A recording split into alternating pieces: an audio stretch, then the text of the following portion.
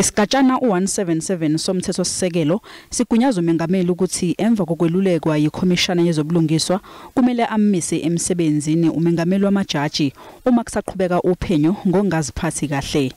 Nyakenye ikomiti elibhekele ukuziphatha kwamajaji lathola uHlophe enecala lokungaziphathi kahle.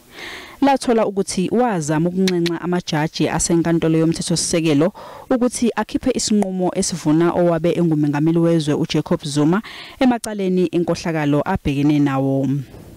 Ikomiti lathola ukuthi ukuziphatha kaHlophe kwabeka engcupheni ukuzimela ubuqotho kanye nesithunzi senkantolo yomthethosisekelo.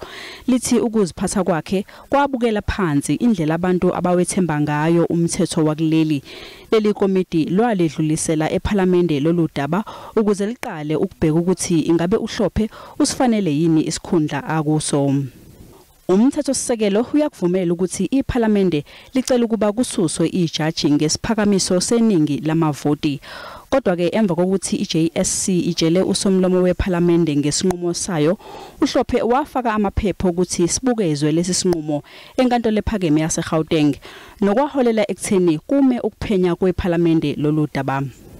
Nakuba isicelo sikaHlophe sachithwa amajaji asenkantolo ephakeme, uHlophe waphinde wafaka esinye futhi enkantolo yokwedluliswa kwamacala sokuphosela inselele isinqumo senkantolo nokwagunyazwa. Lolu daba ke kumanje luhlezi ngaphambi kwenkantolo yokwedluliswa kwamacala nokuvimba iPhalamende ukuthi liqhubeke nophenyo lwalo. Aphawulile amanye amaqembu aphikisayo ngokumiswa kwamehluleli uHlophe. It is ironic because Ramaphosa himself refuses to step aside or resign in the face of allegations of violating the Constitution, breaching the Prevention and Combating of Corrupt Activities Act, money laundering, abduction, and the misuse of state resources.